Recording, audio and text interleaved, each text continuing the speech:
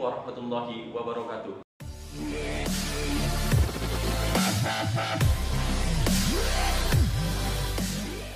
Halo anak-anak, berjumpa lagi dengan Pak Dapin dalam pembelajaran Bahasa Indonesia. Hari ini kita akan membahas tentang bentuk dan gaya dalam membaca puisi. Kalian tahu tidak?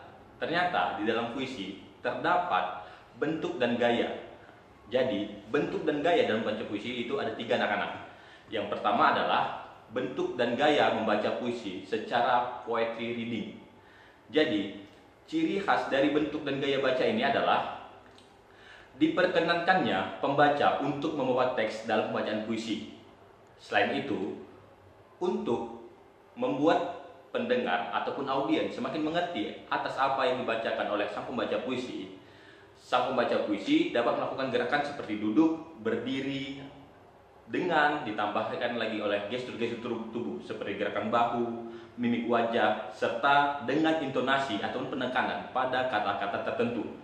Gunanya agar pembaca dapat memahami pesan ataupun maksud dari puisi yang dibaca oleh pembaca puisi. Contoh bentuk dan gaya pembacaan puisi secara poetry reading, yaitu menggunakan naskah. Jadi, pembacaan puisi menggunakan naskah seperti ini. Pembaca harus memegang naskah seperti ini contohnya. Tanah, air, mata. Jadi, pada pembacaan gaya pertama, pembaca membaca naskah dulu, kemudian baru disampaikan kepada audiens. Yang kedua, yaitu bentuk dan gaya bahasa puisi secara deklamatoris. Jadi, bentuk ataupun pembacaan puisi secara deklamatoris yaitu berbeda dengan pembacaan puisi dengan bentuk atau gaya yang pertama. Bedanya, pada gaya atau bentuk deklamatoris, pembaca puisi tidak lagi menggunakan naskah. Jadi, pada gaya dan bentuk ini, pembaca puisi haruslah menghafal naskah puisi tersebut sebelum membacakannya. Nah, bedanya hanya itu. Pada gaya dan pembacaan deklamatoris, pembaca juga menggunakan gaya boleh duduk, berdiri, juga ditambah dengan mimik wajah, ekspresi, gestur, serta intonasi pada kata-kata tertentu guna meyakinkan ataupun menambah penjelasan terhadap puisi yang dibaca oleh sang pembaca puisi. Contoh bentuk dan gaya pembacaan puisi secara deklamatoris. Jadi anak-anak, secara deklamatoris yaitu pembaca sudah menghafal puisi yang ingin disampaikannya. Jadi tidak lagi menggunakan naskah. Coba contohkan. Disinilah kami berdiri menyanyikan lagu air mata kami. Seperti itu anak-anak. Yang ketiga anak-anak adalah pembacaan puisi dengan gaya ataupun bentuk secara teatrikal. Tahu tidak anak-anak bahwa pembacaan puisi pada gaya nomor 3 ini merupakan gaya yang paling sulit.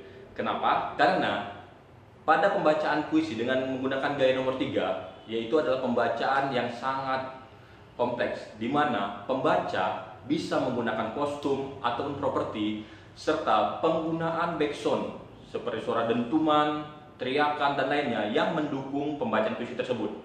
Selain itu, pembaca puisi haruslah benar-benar melakukan gerakan teatrikal seperti drama. Jika memang harus terjatuh, dia akan terjatuh. Jika dia harus berlari, maka dia akan berlari. Seperti itulah mengapa gaya nomor 3 ini disebut gaya yang paling sulit dalam pembacaan puisi.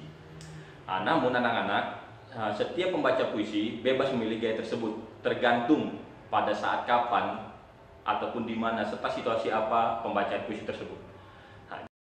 Contoh pembacaan puisi menggunakan bentuk atau gaya teatrikal.